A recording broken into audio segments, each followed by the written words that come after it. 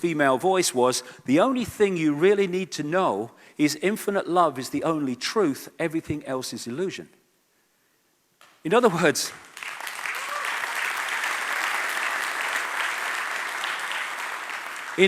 the existence of one infinite consciousness, that's the only truth. Everything else is illusion. It's the manifestation and manifestations of that consciousness in many and various ways, but the manifestations are the illusion.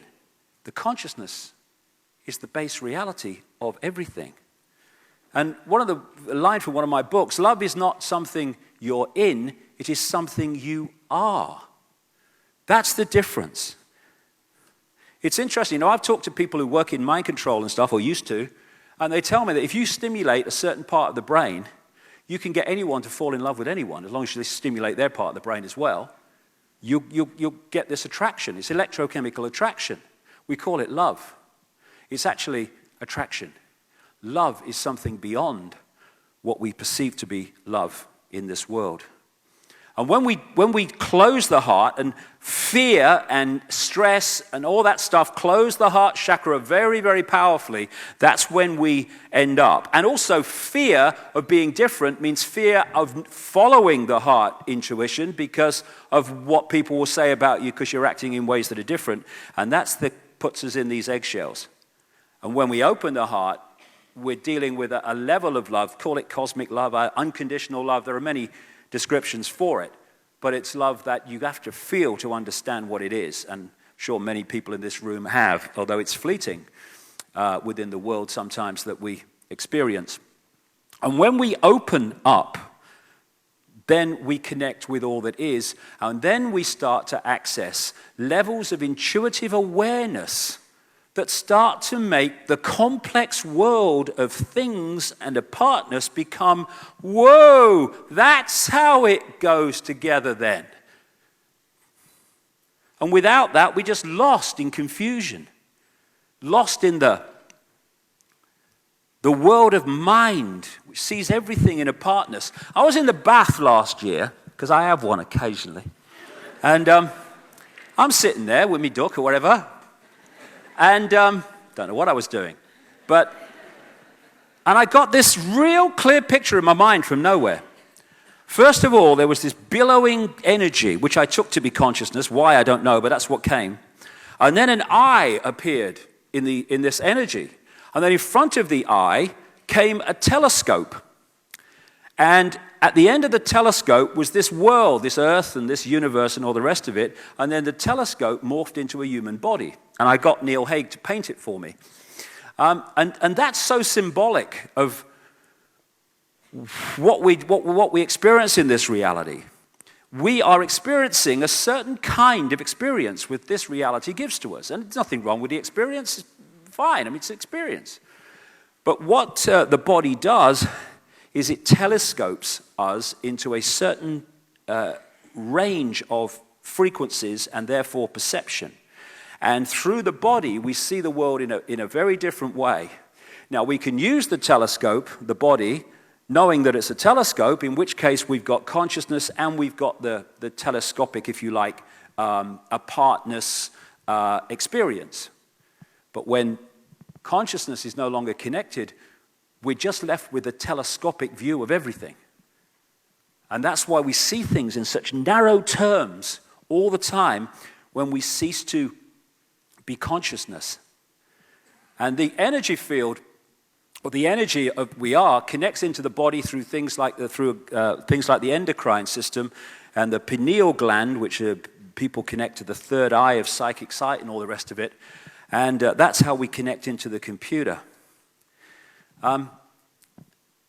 We have an auric field, and the lower auric field in the body, that's what I call body awareness, because the body is not just what we call a physical body, it's also an energy field. And together, that's what I will refer to as the mind. And it's interesting, when you put an electrical charge through a wire, it throws out a magnetic field, an electromagnetic field. And of course, this is now well known, down the central nervous system through what we call the crown chakra, right down through and out the base chakra, there is energy, electrical energy going through all the time, and it throws out this electromagnetic field. That together, I would suggest, is what we call mind. And it's the same with the earth. For reasons I'll get to in this section, everything is a mirror of everything else. Same thing happens with the earth. You have that electromagnetic charge, which becomes the energy field of the earth. Now, when we open this auric field and connect to the wider levels of consciousness, then we have everything we need.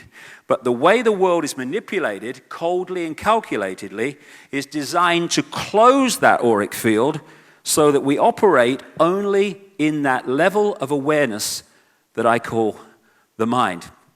And that's how the few control the many. And when we operate within the mind, we basically go round and round and round in what we call life, following the programs of the mind. Because the body is a biological computer, and it can be programmed to take on certain perceptions of reality.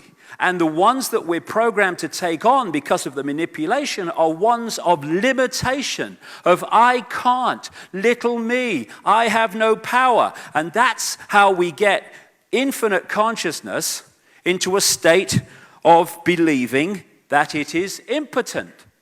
But of course, if the few are going to control the many, that has to happen. Otherwise, they can't do it. So this fork in the road that we're now facing, it takes many expressions. Am I going to get involved and do something about this, or am I going to run away? Yes, but at the foundation level, it's am I going to go with my head? Am I going to stay in mind? Or am I going to go with my heart and go into consciousness? Ideally, a balance of the two, but that's the choice, and this has to be the governor, and this the servant.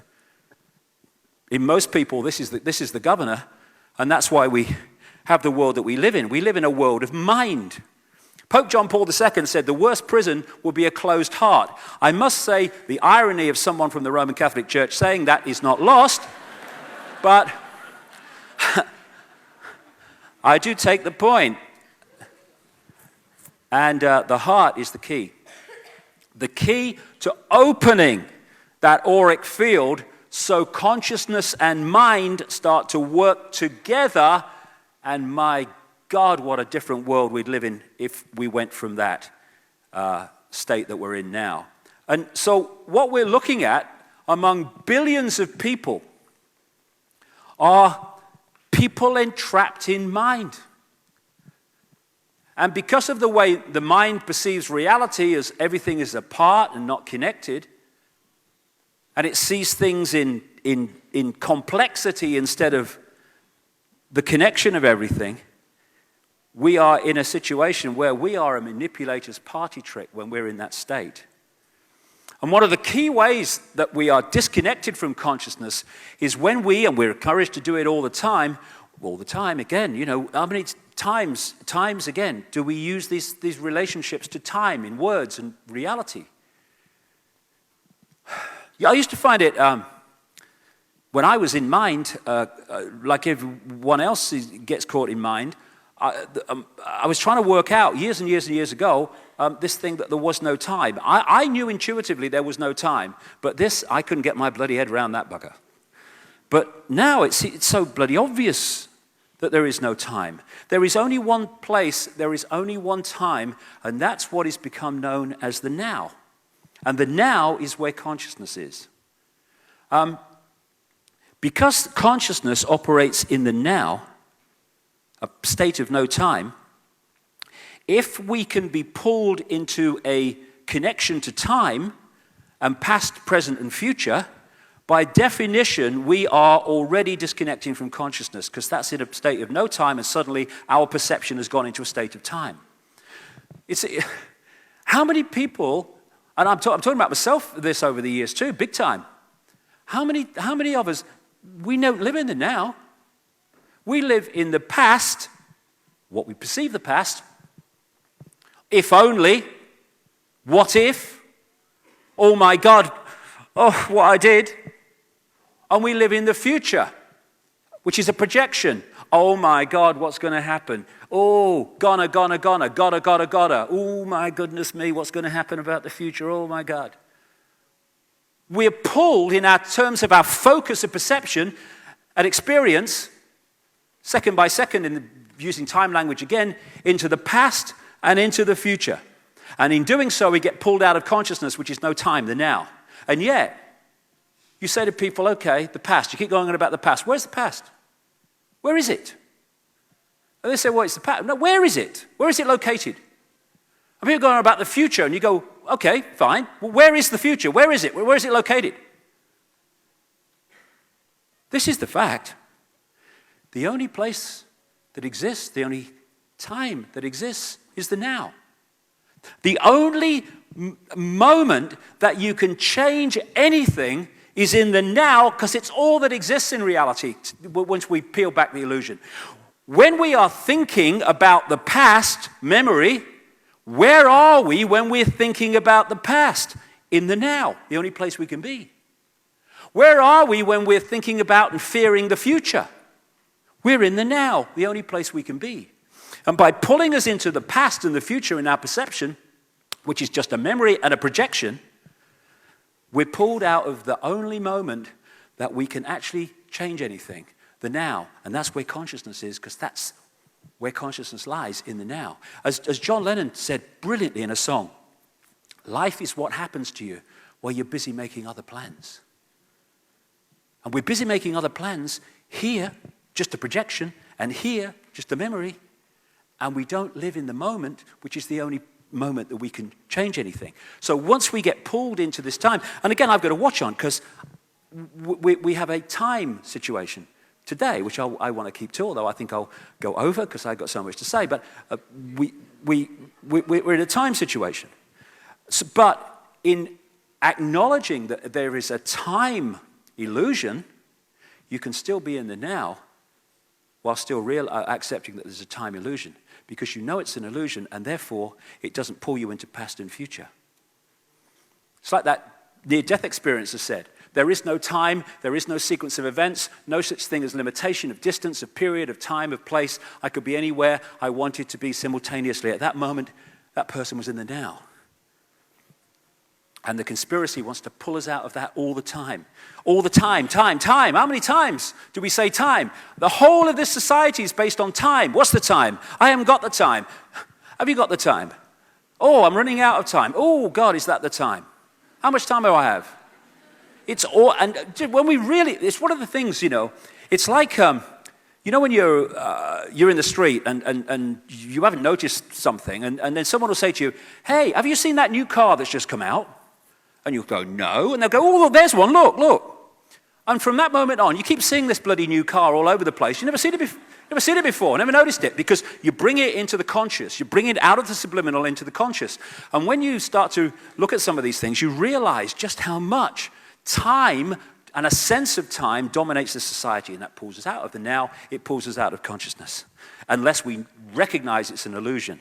All the time, we're watching the clock. And in the now, there's no time. And when we're in mind, there is a perception of time, not time itself.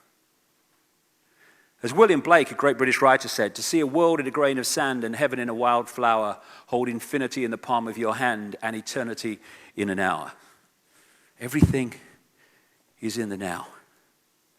And, you can symbolize it in a way when you're passing across a computer disc or a DVD, you're watching a movie, and the movie bits that you've watched, the scenes you've watched, your perception is the past. The bits you've not yet watched are your perception of the future, but the only thing that you're experiencing and can experience on that DVD is the now, and that's where that laser is reading at that moment, and that's what we're doing without realizing it. And that's why I wrote a book a few years ago now, not that many, called Tales from the Time Loop. And it was to symbolize this round and round situation we get, following time, thinking we're going from past through present to future, when there is only one now, and that is where consciousness lies, and that's where we can access it in its true magnitude. So the body is a biological computer. It has the ability to think for itself, and the idea is to get us to believe that is who we are. I call it a genetic spacesuit. You know, if you're going to experience the moon or another planet, you need an outer shell. If you're going to experience this reality, consciousness needs an outer shell. And that's what makes racism so utterly insane. You know, it's like we're all one consciousness having different experiences. And what if you had a couple of spacemen on the moon, and one said that he didn't like this spaceman because he had a green spacesuit that was made in a different company to this spacesuit that was a red spacesuit or a white spacesuit? You'd say, bang their bloody heads together, don't be so stupid, it's just a bloody spacesuit. Well, that's what we do when we get caught in racism. Racism is identifying, it's one of the classic, most profound ways that confirm that you are identifying reality with the vehicle, the computer, and not with consciousness, which is who you are. We are all one consciousness.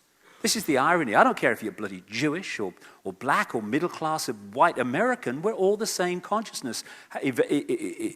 Ultimately, if you go high enough, having different experiences. And we get divided and ruled by self-identity with this. That's what racism is. Utterly bloody stupid. Now, humans. What are humans? Humans are software programs. Different software programs running through the body computer. We say these things, I'm only human. No, you're not. That's an experience you're having. It's the vehicle's program which manifests as what we call the human body and the human being. Software program. This is in the San Francisco Chronicle, an article on DNA. DNA is a universal software code. From bacteria to humans, the basic instructions for life are written with the same language. It's all a computer game of great sophistication, and this is part of it. And the difference between a mouse and a human in DNA code terms is fractional compared with a difference in the way the body manifests. DNA is made up of 4 codes, A, C, G, and T. I think I'm made up of G and T and G and T, me, but there you go. A, C, G, and T. And these different codes, how they relate to each other decides how the physical form manifests, whether it's a wolf or an ant or a virus or a human being. And it's interesting how the codes on the computer's screens in the Matrix movie, which was very, very close to reality, not totally, but very close to reality in so many ways, very illustrative of the way we decode reality into an illusory physical state, but quite right, those codes were very much like the DNA codes in so many ways, because on one level, this reality, like I say, is digital. And I'll get to that as we go along. Now, what they're doing now, of course, is having what they call computer-brain interfaces, where they're connecting computers to the brain, and the brain is working the computer without hands being used. And the reason they can do that is quite simple. They're connecting 2 computer systems. One extraordinarily more sophisticated than the other, but still the same in theme. The human body ticks box after box after box in terms of a highly sophisticated computer system. When your computer gets a virus and you start to see a problem, it maybe slows down or whatever. And as the virus gets more and more a hold of the computer, I've had this done to me, eventually the computer won't even switch on anymore. And what do we say? Hey, my computer's dead. And what happens at what we call human death is the computer shuts down and who we are leaves. Eternal consciousness leaves. Our computers go into sleep mode where it shuts everything down and everything just ticks over. That's what we do. Our computer shuts down and ticks over. We call it sleep. Although I have to say, I didn't get any last night. Crikey. I can't get out of British time. I've been here a week. And the bad news is, this is the time I should be asleep. So, I'll do my best.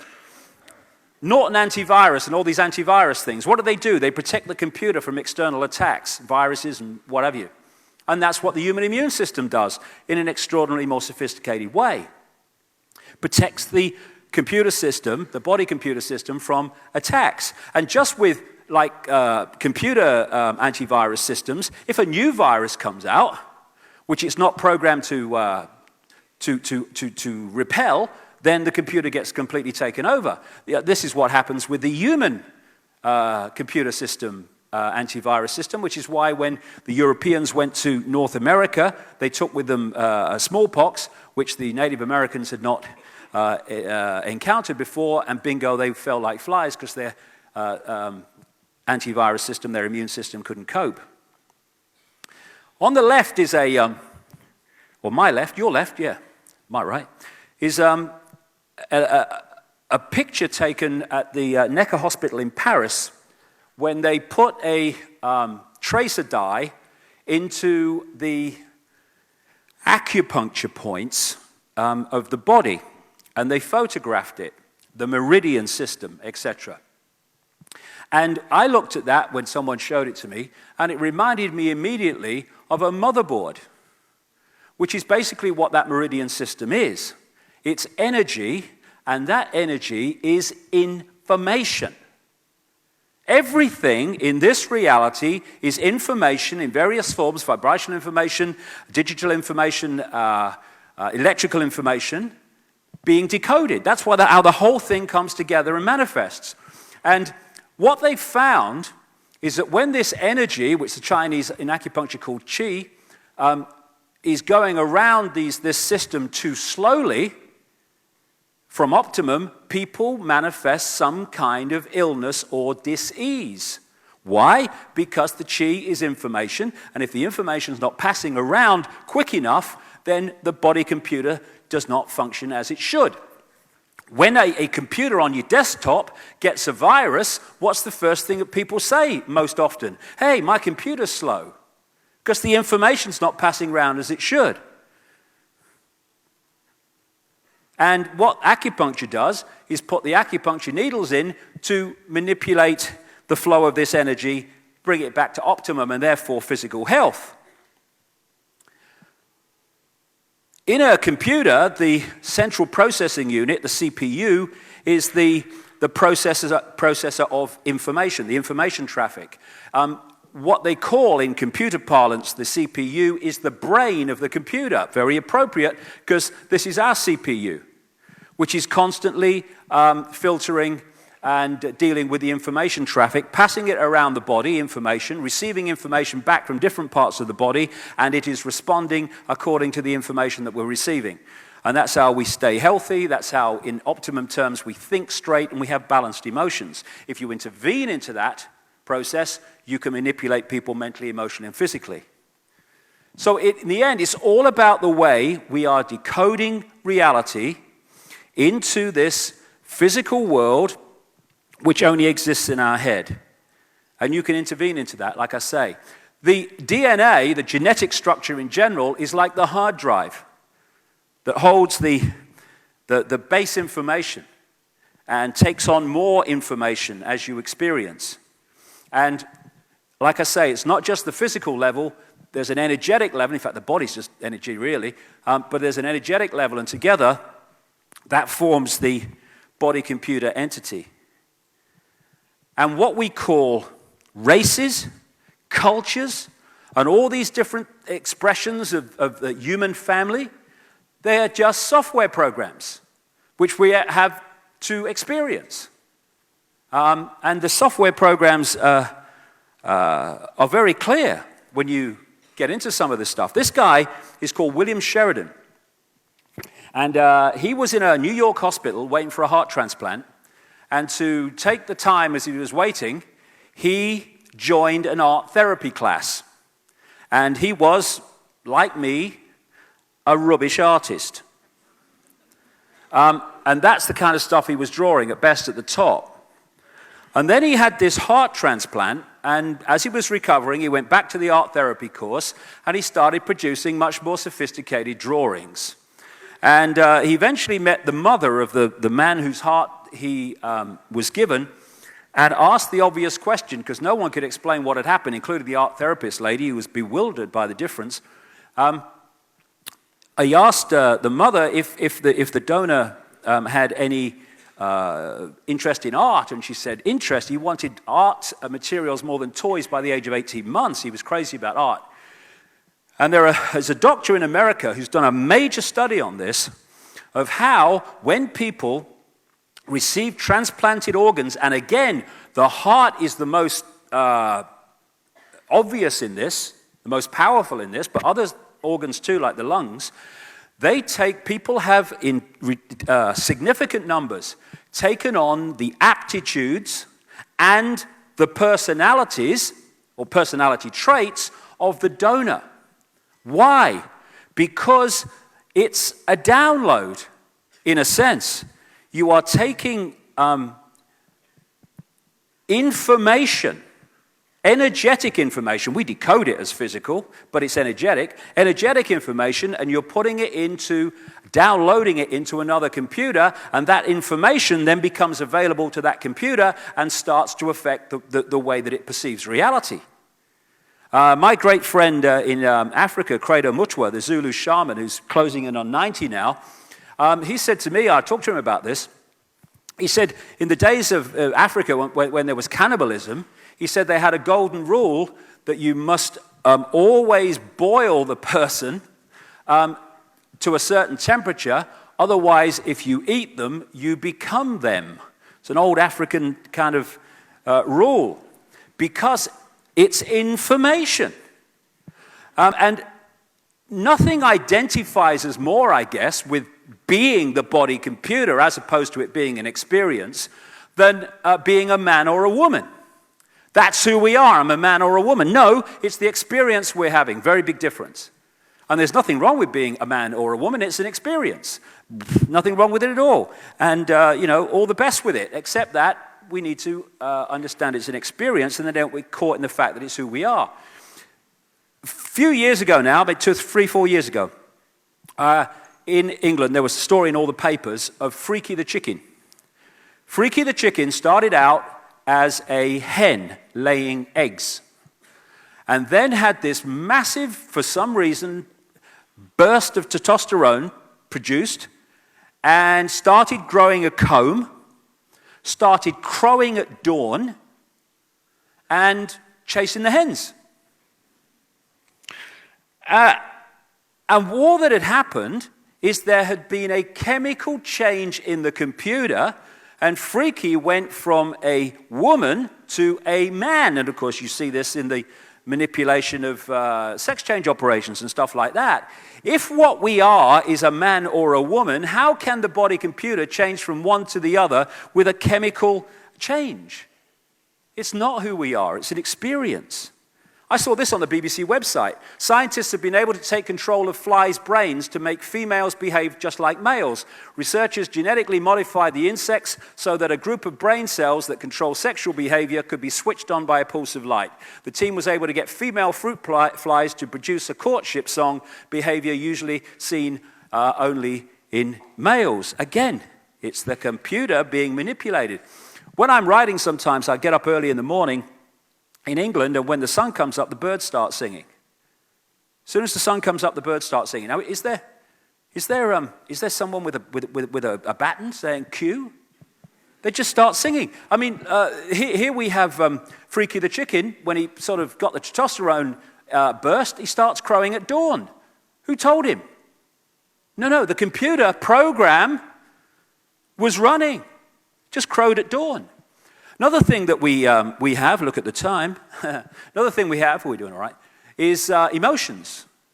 We are our emotions.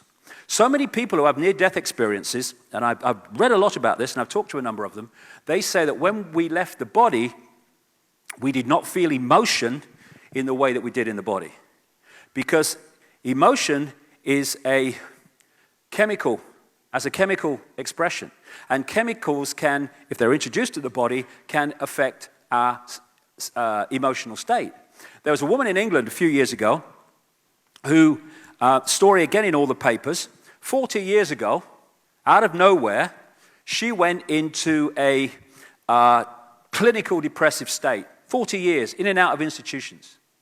After 40 years, which is why she was in the papers, someone said to her, "Can you think of anything that happened about the time that this started?" And she said, "The only thing I could think of," she said, "is I had 19 tooth fillings with mercury." So she was advised to get the mercury taken out, which she did, and go on a mercury detox, and the depression disappeared as fast as it came, and never to return. "I've just found myself again," she said. Now, if you'd have said to her over that 40 years, "Who are you?" she'd say, "I'm a manic depressive." No. The body-computer system had malfunctioned because of the chemicals introduced to it. And so often we identify who we are with things that we appear to be in terms of our behavior, when actually it's just the body-computer program playing out. It's not who we are at all. Good habits, bad habits. How many times are good habits, bad habits, and all this stuff actually coming from the computer program, not from us? Does consciousness do good habits and bad habits? I'm not sure it does. So the way we decode reality depends to a very large extent on the state of the body computer. And the way that we live our lives depends on the way we identify who we are. And bringing this computer thing down to the brain, the brain has two hemispheres, the right brain and the left brain, with this corpus callosum bridge connecting the two. And they have very, very different roles to play in terms of reality. The left brain is where most people in this world live.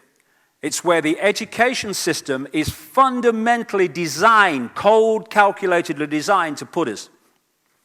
And that is the part of the brain that perceives everything as a part, that deals in language, that deals in structure. And if you look at the society that we live in, it is a left-brain structured society because it is structured by left-brain dominated people. When you go through the education system, the indoctrination system, what happens? You progress within it by taking information, overwhelmingly left-brain information, words and numbers, holding it in there and then regurgitating it out onto an exam paper. And the better you do that, the more you progress within the system. And if you're really good at that, you go to big universities, and then if you get really good at that again, you get good degrees, and you go into your specialization, science, the law, often politics, and things like that, medicine. And then you go through it in your specialization, in your exams, same thing. And then the top ones progress into those positions of society that control the institutions of medicine and science and all the rest of it. And to have got there, they have to have become left-brain prisoners as a result of the system they've been through. The right brain is about connection out into the greater self. It's where we get creativity from and inspiration from. That's where the artist resides. Artistic people and creative people are much more right brain than most, and that's where they get the creativity from, because it connects them out into that realm of infinite creativity and potential. The idea, as with consciousness and mind, and this is very much symbolic of that, is to have that corpus callosum bridge passing information between the two so you get the best of both. That's not what the system wants. It doesn't want right-brained people. And to give you an example of the difference between the two, get my glasses on. This is a lady called Jill Bolte Taylor. She is a neuroanatomist, brain scientist for short. And she had an incredible experience in 1996 where she had a stroke, where she stayed conscious for a large amount of time while it was going on. And it was a stroke, a hemorrhage in the left brain. And being a neuroanatomist, she was able to follow the experience like most people would not be able to because of her knowledge. And this is her story. She said she got up, wasn't feeling too great, jumped onto my exercise machine, she said, and I'm jamming away on this thing, and I'm realizing that my hands look like primitive claws grasping onto the bar. I thought, that's very peculiar. And I looked down at my body and I thought, whoa, I'm a weird-looking thing. And it was as though my consciousness had shifted away from my normal perception of reality, where I'm the person on the machine having the experience, to some esoteric space where I'm witnessing myself having the experience. That's what consciousness does. When you move into consciousness, you start to witness the mind and observe the mind as it's working in its chatter instead of being the chatter. I looked down at my arm and I realized that I can no longer define the boundaries of my body. Because the left brain's shutting down, it's not decoding reality in the way it normally does, and so other levels of reality are able to be perceived because the decoding process is not affecting them. I looked down at my arm and I realized that I can no longer define the boundaries of my body. I can't define where I begin and where I end, because the atoms and the molecules of my arm blended with the atoms and molecules of the wall. And all I could detect was this energy. And I'm asking myself, what's wrong with me? What's going on? And in that moment, my brain chatter, my left hemisphere brain chatter, went totally silent. Just like someone took a remote control and pushed the mute button, and total silence. Because it's not decoding anymore, the chatter stops. And at first I was shocked to find myself inside a silent mind, but then I was immediately captivated by the magnificence of energy around me. And because I could no longer identify the boundaries of my body, I felt enormous and expansive. I felt at one with all the energy that was, and it was beautiful there. Then all of a sudden, my left hemisphere comes back online and says to me, hey, we got a problem, we got to get some help. So it's like, okay, I've got a problem. But then I immediately drifted right back into the consciousness, and I affectionately referred to this space as La La Land. It was beautiful there. Imagine what it would be like to be totally disconnected from your brain chatter that connects you with the external world. So here I am in this space, and any stress that related to me, to my job, it was gone. And I felt lighter in my body. And imagine all of the relationships in the external world and the many stresses related to any of those, they were gone. I felt a sense of peacefulness. See, all this stuff, all this stress, all this stuff that causes such grief and stops us from finding joy, it's all body-computer stuff. Not consciousness. I'm at the top. And imagine what it would feel like to lose 37 years of emotional baggage. Body-computer stuff. I felt euphoria. Euphoria was beautiful.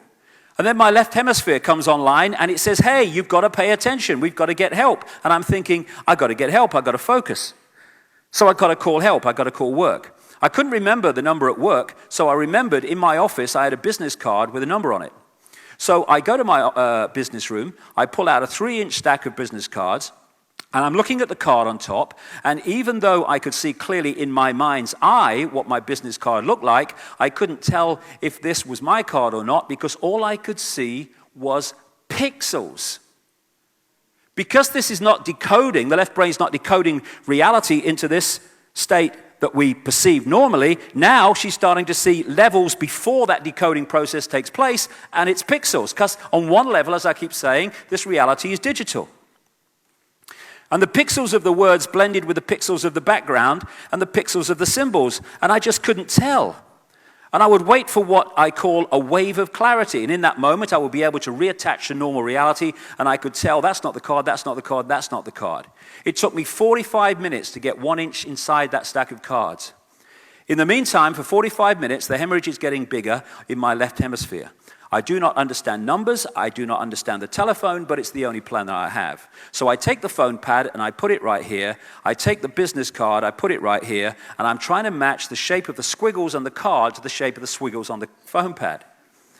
Eventually, the whole number gets dialed, and I'm listening to the phone, and my colleague picks up the phone, and he says to me, "Woof, woof, woof, woof." And I'm thinking to myself, oh my gosh, he sounds like a golden retriever.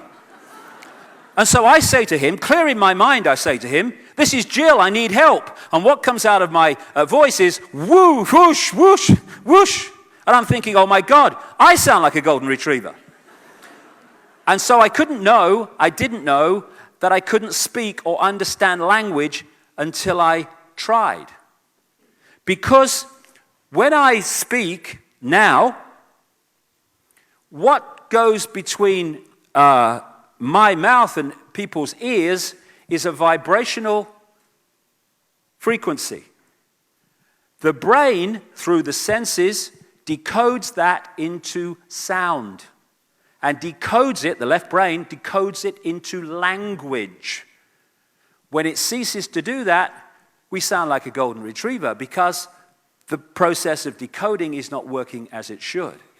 And Jill Bolte-Taylor, thank goodness, made a full recovery. And if you go onto the internet and you put her name in, there's a 20-minute video in which she tells her story. She tells it very well indeed because it gives so many insights into the nature and illusory nature of reality which she experienced. So when the two are working in unison, that's perfect. And when we take psychoactive drugs, that opens channels that are not normally open, and we have senses of reality that we don't normally experience. This is the key to the conspiracy on this level. So I asked Neil Haig to put soldiers across the entrance to the left brain because that's what this society is doing. It's trying to hold us in the left brain state of reality, and so we do not access to the extent that we should this level of the side of the brain, which takes us out into another awareness.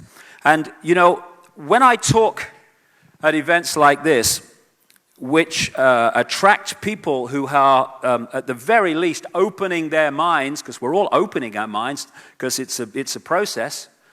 I just give it as I see it. But when I talk at places like the Oxford University, which I spoke at last year, I think it was last year, I'm talking to these elite Oxford students, thinking, how do I put this in baby steps so these people are going to get it? Serious. And I went there and I put it in baby steps, and some of them still didn't even get it, what I was trying to get across. Why? Because they are absolutely stuck in that. And that because of the nature of the process they've been through to become elite Oxford students, and as a result of that, that does not compute anything that comes into unity and the vaster vision of self. And where do the great elite Oxford students go to? They go into science, they go into politics, they go into law, they go into medicine. And that's why we have the society that we do. As this man said, an intellectual is someone whose mind watches itself. Someone who is conscious is someone whose consciousness watches the mind and sees the difference between the two. And the left brain prison is in so many ways the reason we live in an imprisoned global society. Breaking out of that is to open the door to freedom. Because then we're in this world, but we're not of it. And because that state is so different to the current norm, that's why those people stand out as they do. René Descartes, the French mathematician and philosopher, defining who we are, said, "I think, therefore I am." I would take that further and say, on that level of mind, it's "I compute, therefore I am." But there's another level beyond that which we'll come to. And so, because the body is a computer, especially vulnerable when it's disconnected from consciousness, it can be programmed. And what the population of the world is being subjected to all the time, from within the inner sanctum of this conspiracy, beyond the Bushes and the Obamas, the people you never see, they know how this system works, and they structure society to exploit it. And therefore, we're being subjected constantly to mass hypnosis, getting us to see the world in a certain way by programming the way the brain reads reality. This guy, Paul McKenna, I'm sure he's known in Australia, he's known in Britain very much, and also increasingly in America. And he's made his name by getting people onto television programs who have phobias and all the other stuff. And at the end of the program, when he's taken them away and done certain things to them, they either have much less extreme phobia or no phobia at all. And what he's doing, in effect, is deleting the hard drive. He's deleting the program in the mind that manifests as that phobia. This is how extreme it can get. On this program, Top Gear, very, very popular in Britain, they had Paul McKenna on. He's in the background there. And they had this guy, Richard Hammond, here. And they took him out, and Richard Hammond thought he was just going to take this Paul McKenna around the track in a car. But what he couldn't remember, because that's what happens with mind control, is that Paul McKenna had told his mind, or hypnotized his mind, that every time he said a certain word or flicked his fingers, this guy, Richard Hammond, was just going to go unconscious. And then he would be told things, and then he would react. So they're standing outside this car, and they're just chatting away normally, and suddenly McKenna says whatever he said, keyword, trigger word, and Hammond goes, And he said to him, when you wake up, you're not going to know how to drive a car. Gets in the car, he doesn't know where to put this key to start the bloody thing. Because his mind's decoding system has been intervened in to program that state of being. They then come back in the studio, and Hammond's having a laugh, and he thinks it's all very funny, and he thinks it's over, except that the programming's still in there. So they're sitting there live in the studio, and they're chatting away, and McKenna does his thing again, and Hammond goes, And he tells Hammond that this car, this toy car, is his real 911 Turbo or something. And he goes across, and he gets in the car, acting as if it's his car. And then this other guy comes in another toy car and smacks him in the side.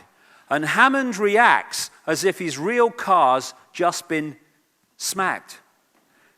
That's the power that you can program the body computer with, and that's what's happening to the human race all the time. We are, those that are not waking up, we are in a hypnotic trance. And that's why people can't see the bloody obvious. Try telling Richard Hammond that wasn't his real car. When you're in a hypnotic stage show, and I've been to many researching this, try telling the guy that he's not seeing an elephant in the audience. As Voltaire said, so long as the people do not care to exercise their freedom, those who wish to tyrannize will do so, for tyrants are active and ardent and will devote themselves in the name of any number of gods, religious or otherwise, to put shackles upon sleeping men. So putting us to sleep hypnotically is fundamental to it. And that's why this phrase, people are waking up, is so absolutely accurate. That's what we're doing. We're waking up from the trance. And when the guy who thinks there's an elephant in the audience wakes up from the trance, there's no elephant anymore. He can see reality in a different way. It's about keeping us in a hypnotic state. And here's a hypnotist. Television, people don't know it. 99.9% of them don't know it anyway. They are hypnotists. They are implanting into the mind, through a real powerful form of mind control called repetition, a version of the world and reality that, if we take it on, puts us all in the same norm of perception. All the time, 24/7, wherever you go. Me, me, me, me, me, me, me, me. Same repeating things.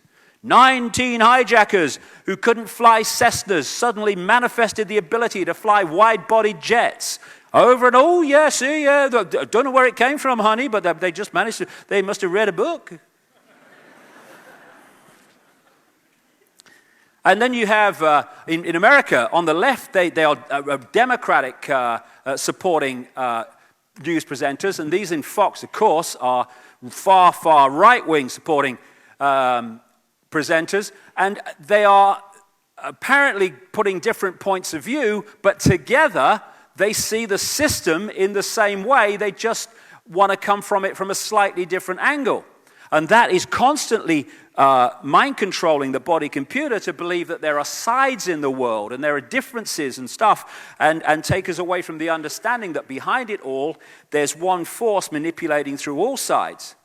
Then you've got people like Jon Stewart. Some of his shows are very funny, and this guy, Bill Maher. These are perceived to be, I call them steam whistles. You let off a bit of steam and frustration because they have fun and satirize the political system, but only to a point.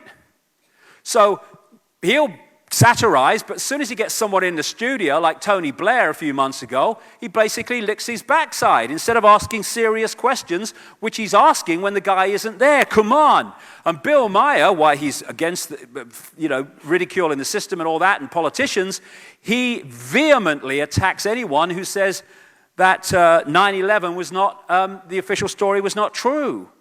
And so all these different forms and media of all different kinds, and sometimes they seem to be different, are all selling you basically the same belief system on the way the system works. And as a result of this mind control technique called repeating, so many people believe things they've never checked, never asked about, never questioned in any way, but because it's the norm, because everyone believes it, it becomes their truth.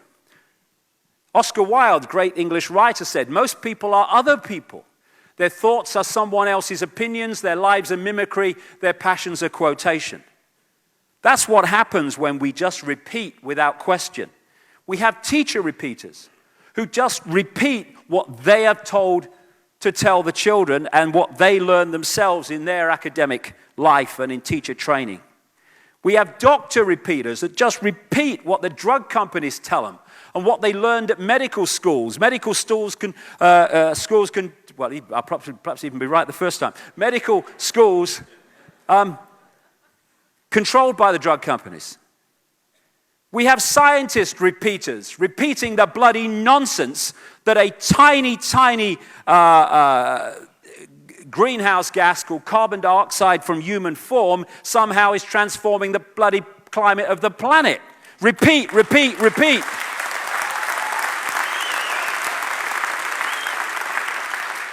But classically, journalist repeaters just repeating the official story and calling it journalism, no questions asked. Politician repeaters. I love this one. They've been bent over for so long they think it's standing up. Politician repeaters. I mean, you question politicians about climate change. You know, have you ever done any research into it? No, but it's what the scientists say. So we're passing this legislation. You ever thought about checking it? No. Repeaters, repeaters, repeaters. And then we have people repeaters who take it from these sources and then repeat it among themselves. And then if someone challenges that repetition version of reality, they get ridiculed and condemned for the crime of being different. And a few people can't control the world. It's a piece of cake, given the way things are. And this is why the authorities want to stop people talking publicly in ways that are at odds with the mainstream belief of repeating.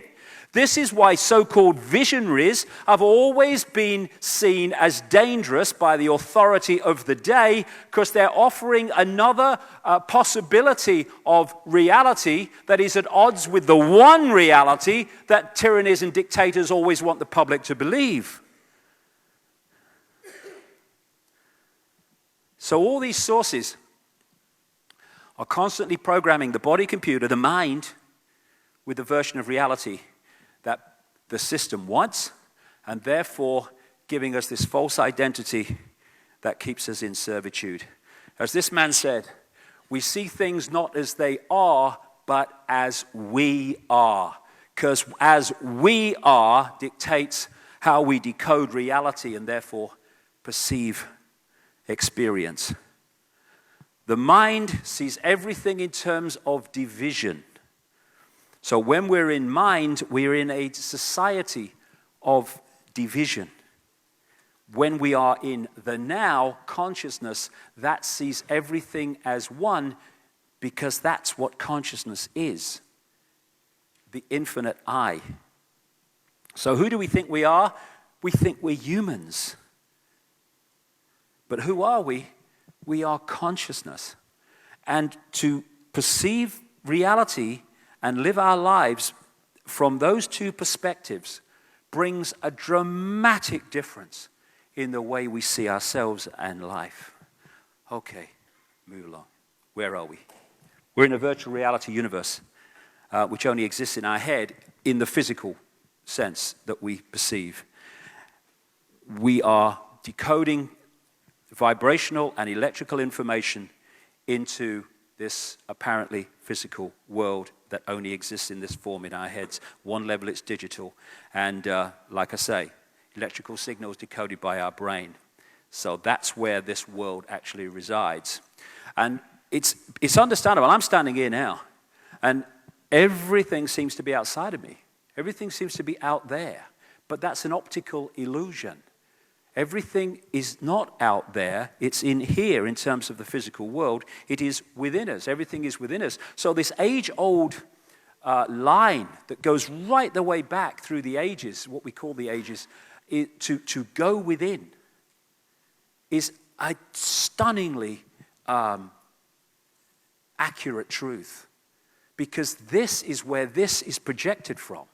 And see, what the system wants, and one of the key benefits from the system's point of view for us believing that everything's out there, is it wants us to believe that if we don't like what's out there, or what we perceive to be out there, we must change it out there.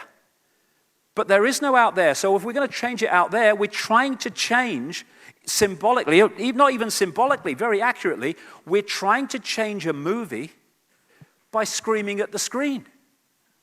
It's not going to change. The movie's just going to run. We've got to go within and find the projector and what's projecting the movie and change that, and then the movie must change. This can only change when this changes.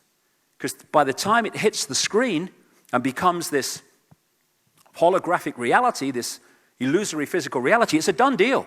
It's a done deal. There's no changing it now. There's no changing the movie when it hits the screen. It's done.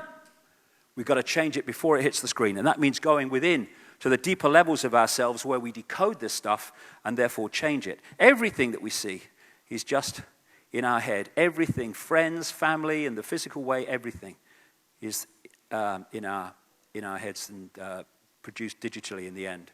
And it's a virtual reality. On many ways, it works with the same binary system, though it's far more sophisticated, that you find in computer systems, on-off electrical charges. The binary system, although it's more sophisticated in other parts of the brain as well. And again, just like DNA, where the O's and the 1's are in relation to each other decides what appears on the screen. Same with DNA. Everything is information. Everything is information being decoded. And it's being decoded in a desperately narrow band of frequencies. We look out and we think we're seeing this vastness. And again, on one level, it does seem like that. But actually, it's a frequency range that's so tiny, it's funny. Even mainstream science says that of the mass matter that exists in this universe in various forms, the electromagnetic spectrum is 0.005% of what they perceive to exist in this universe. Visible light, which is the only frequency range that our eyes can access and allows our brain to decode into this reality, is a fraction of the 0.005%. As someone rightly said, humans are basically blind because we're operating on such a narrow frequency. This is like just a three-dimensional television station. And beyond this are other television stations which can interact with this one. That's what we call paranormal activity in many ways. Get into that in the second section. And so we're decoding this tiny range of frequencies into this reality. We say seeing is believing, but believing is seeing. Because how we decode reality decides on how we see reality, because it all takes place in the brain, the way the neurons fire and all the rest of it. And one of the things they found in the experiments, I was seeing a film about this a couple of years ago, is that when you get a rigid belief system, the neurons fire in a certain network. And what that does is filter reality in relation to the way that network is firing. So when you get information coming into the brain that is at odds with the rigid belief system, those neuron pathways will fire in a certain way and will not decode that information in a way that affects the belief system. It's like just a filter that just only filters reality in a certain way. And then when you shift your belief system, the neuron networks, as before, break up and they fire in a different way. So belief systems are fundamental to filtering reality to perpetuate themselves. This is our base reality. We are energy. And it's only when we pass through the decoding system of the brain that we appear in our heads as three-dimensional physical bodies. And we can get right out there to many dimensions, which is what psychics do and people in consciousness do, or we can live in the record groove, going round and round and round. And of course, this is the thing about science. Scientists are themselves decoding reality according to their belief system. And so they're trying to understand how something works, but their belief system is decoding reality in a certain way. And so they never get it. When scientists are stuck in the left brain, they cannot decode these greater levels of reality and understanding of reality because their brain will not compute them. That's why they really look at people who say some of this stuff and they go, "You're crazy. Can't be." Because they can't get their heads around it. And it's like in pantomimes we have in Britain at Christmas, where one of the classic things they do is someone standing on the stage and someone will come behind them and the audience will say, "He's behind you." And then they'll turn around and the person will go with them and they'll say, "There's nobody there." And that's what scientists are doing, because they're looking at things and they're decoding them in a certain way and they can't see them because their brain won't compute it. And this is why the cutting edge scientists are the ones that have a right brain that is active.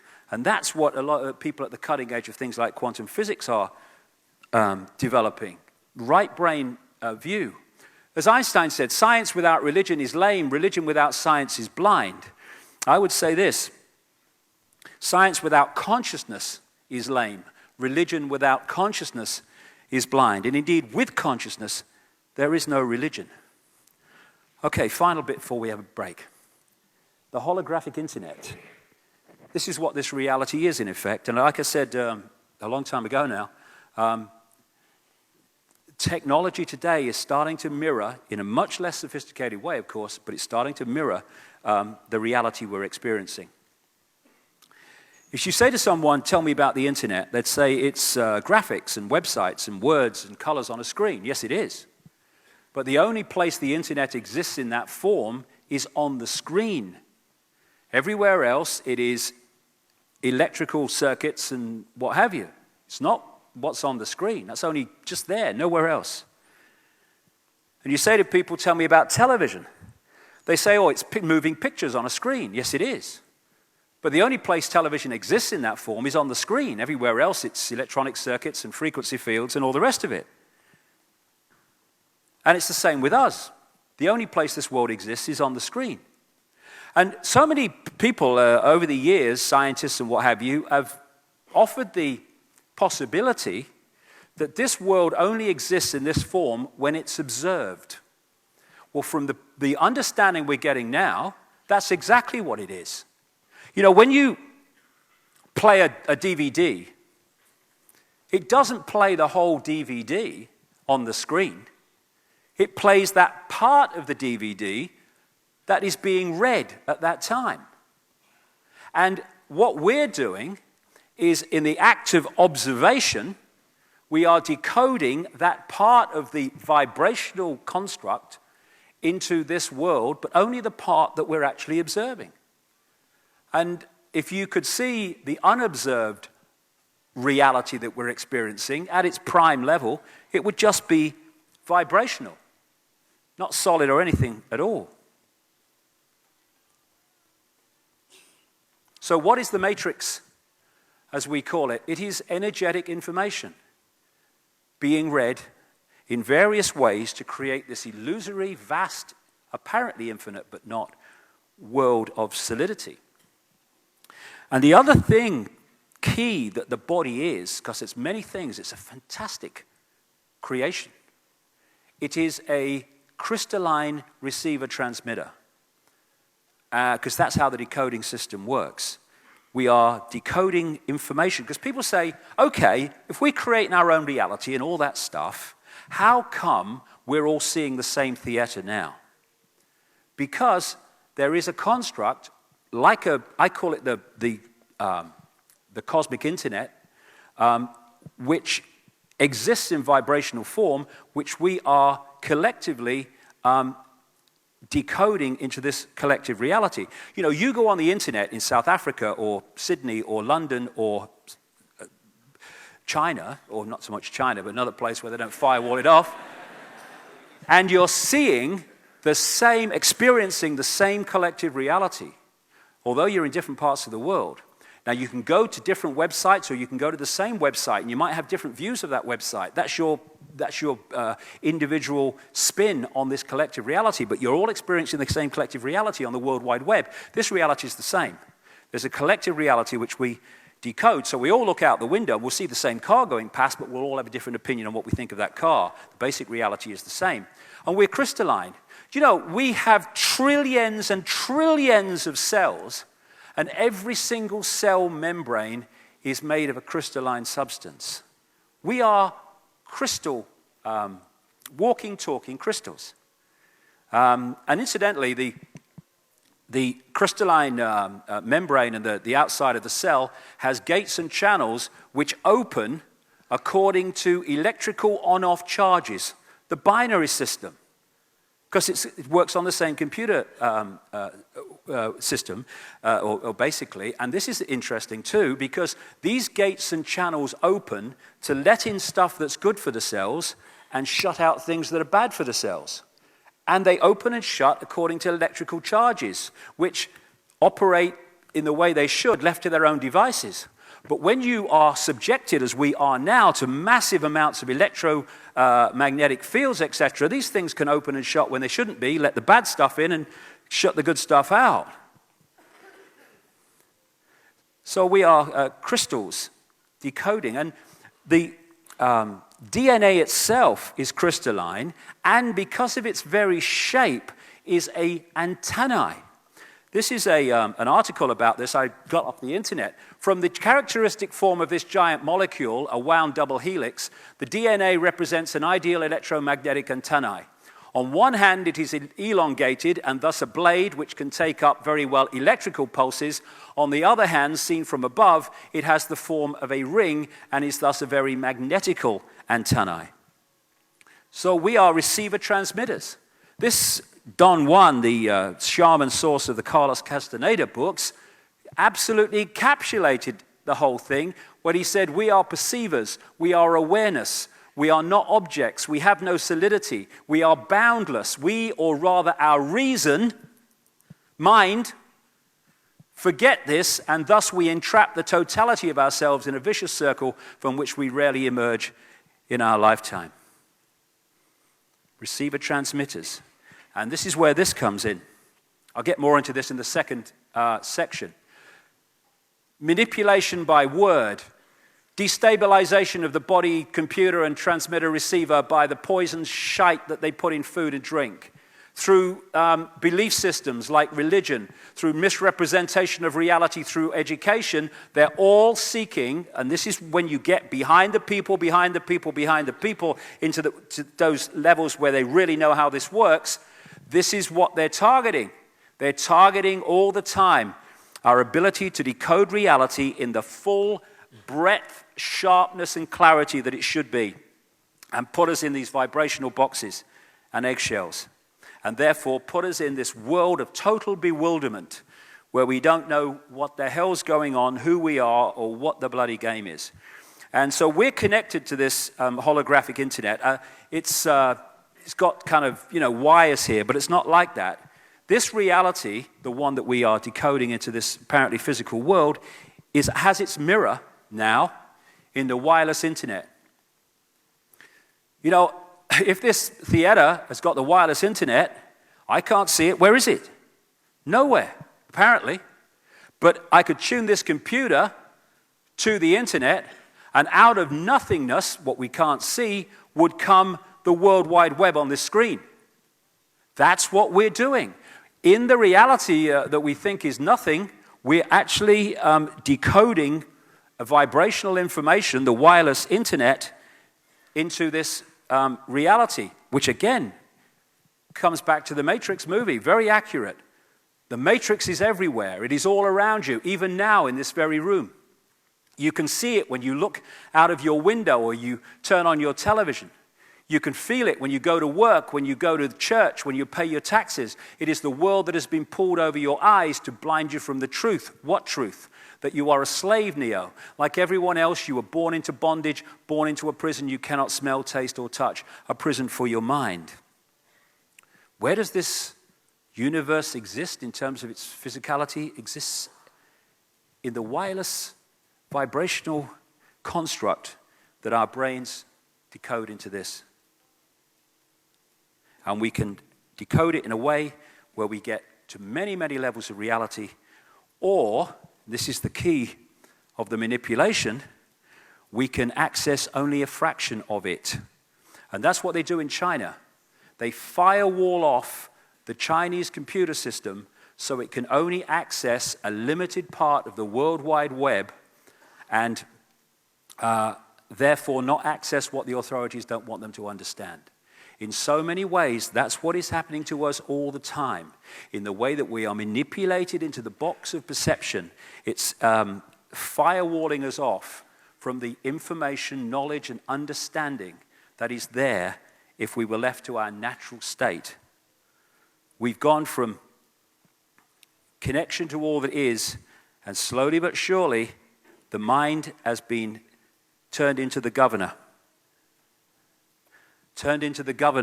of our reality. And we've been put into bubbles, operate within little bubbles, within big bubbles, but operating in a fraction of our true potential. And if that didn't happen, there would be no way in the world that the few could control the many and enslave billions of people as they do.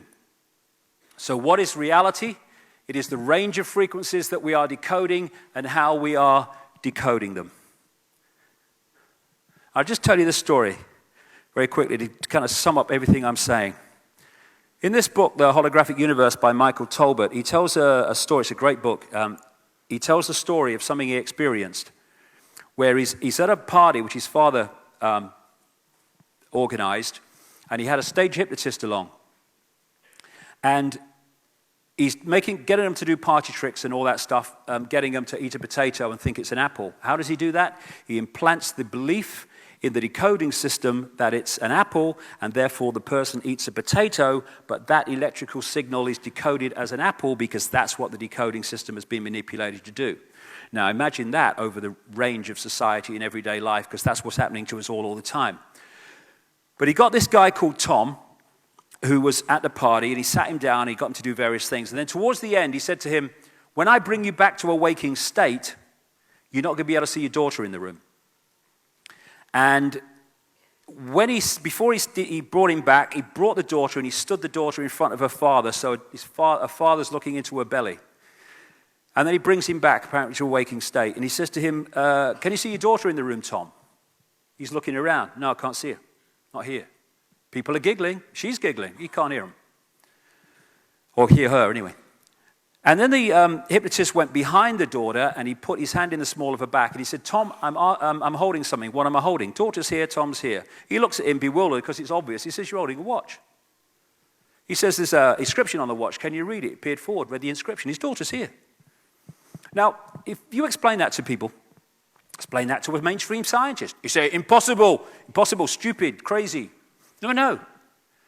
The only place that his daughter existed in that physical form was in his head when it was decoded into that form. Before the decoding happens, she is just energy, an energetic form, consciousness in that way. And so if he, because the implanted belief was so well done that it affected his ability to decode that, in fact the brain didn't code that energy field, he didn't bring his daughter into the level that his eyes can perceive, what we call physical level. And so everything else in the room existed in the physical because he decoded that, but not the daughter. And because the daughter wasn't there, he could see what was behind her. And when you see the levels to which the mind can be manipulated, and you think that the people behind this conspiracy understand that, then you can see how easy it is as long as we don't understand this information. The world seems solid, seems very solid, but it can't be, because the world's made of atoms, and atoms have no solidity. As someone pointed out, if you take an atom to be the size of a cathedral, then the nucleus in the center of the atom would be the size of a 10-cent piece. The rest of it is empty space. How can empty space, just an energetic, non-solid thing, become the solid world? It can't be. And quantum physicists, how can that be? Atoms have no solidity, but the world's solid. How can they? It's just the decoding process. That's all it is. And that's what they miss. That it's in our heads. And the world, I'll finish on this bit. The world is a hologram. A gigantic hologram. That's what the universe is. And everything within it, including us, on the physical level, are holograms. And we see holograms, of course, in our everyday experience in the shops and stuff. And for people who haven't come across it, how they make them, where something appears three-dimensional but isn't, is by taking a laser beam, breaking part of it off, and it goes across the object they want to photograph. And what it does is it picks up a vibrational version of that object. Another part of the laser beam goes directly onto, or virtually directly onto, a photographic print. And then this part of the laser beam that's gone across the object is directed back onto the same photographic print, and the two laser beams hit each other. What this creates is what they call an interference pattern. And it's like dropping two stones in a pond, and as the waves come out and hit each other, that waveform is a waveform version of those two stones, where they fell, how fast, and all the rest of it. Exactly the same interference pattern. This is a holographic photographic print of an interference pattern, which looks very much like fingerprints, interestingly. But when you fire a laser at this photographic print, this interference pattern, which is a vibrational version of the object that's been photographed, suddenly, out of nowhere, comes a three-dimensional, or apparently three-dimensional form, which the best of them can look totally solid, except you can put your hand through them because they're not solid at all. All these are holograms. Hello, Mom.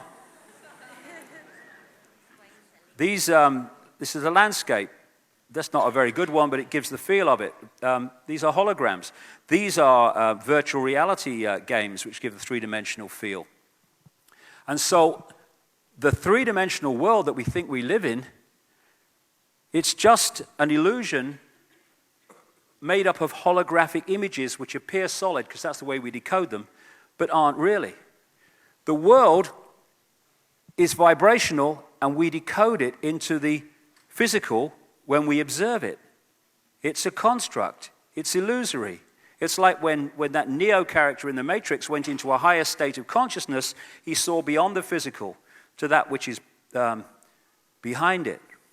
And interestingly, this is January's New Scientist, one of the most prestigious mainstream science magazines in Britain, just a few months ago, and the front page is, "You are a hologram projected from the edge of the universe." Even mainstream scientists, some of them are starting to realize this, except when you read the article, they missed the point massively. It's not projected from the edge of the universe at all. It's going on inside us. And interestingly, holograms have an amazing characteristic. Every part of the hologram is a smaller version of the whole. And so if you take a holographic print, and you cut it into 4, and you fire the laser at the 4 pieces, you don't get a quarter-size part of the whole picture when you do that. You get a quarter-size version of the whole picture. Every part of the hologram is a smaller version of the whole wherever you go. And that's why we have this stuff in alternative healing. That's why reflexologists can find parts of the hands and the feet and other parts of the body that relate to the body as a whole. They can find a place that connects with the heart, that connects with the liver. That's why acupuncture can find points on the ear which represent and connect with different parts of the body. Because every part of the body is a smaller version of the whole body.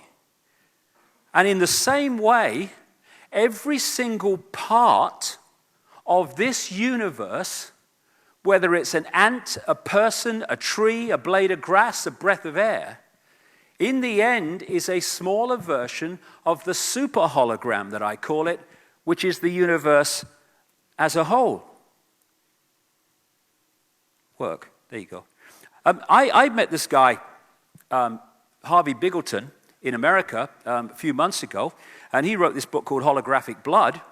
And he showed me through a microscope my own blood massively blown up through the microscope, and there were holographic pieces in it. Holographic parts of my body in it. I could see it. "Oh, you got a problem there," he said. 3-dimensional forms. That's why we have this saying, "as above, so below." That's why the human energy field operates in the same basic way as the energy field of the earth, and so on and so on. It's because every part of the hologram is a smaller version of the whole. So we are, even on this physical level, we are the bloody universe, and the universe is us. My God, we've come a long way since Ethel Jones and Charlie Bloody Smith. It's a miracle. What are miracles? How can the illusion of fire burn the illusion of physicality? It can't unless we believe it can. And when we move ourselves into another state of consciousness, another state of reality, we can walk through fire without being burned, because our belief system changes, and therefore our experience changes. That great line in the Matrix, it's not the spoon that bends, it is only yourself. Of course it is, because you're decoding the spoon into physicality. You're deciding if it bends or not. And it's all about going beyond rules by becoming conscious. What we call the rules and laws of physics, or the rules of limitation, come from mind. Consciousness, when you get really into consciousness, can overcome the illusory laws of physics, the illusory laws of this reality. This is a line from the Matrix. I've seen agents punch through a concrete wall. Men have emptied entire clips at them and hit nothing but air. And yet their strength and their speed are still based in a world that is based on rules, mind. Because of that, they will never be as strong or as fast as you can be. And who was you symbolic of? He's the one. Consciousness, the one. That's what we are, consciousness. And because we've been manipulated to forget that, we live in a world of enslavement and imposition. When we realize who we are, those days are over, and we are now beginning to realize who we are. I'll be back in 1 hour. Thank you very much. Thank you. Thank you very much. Thank you.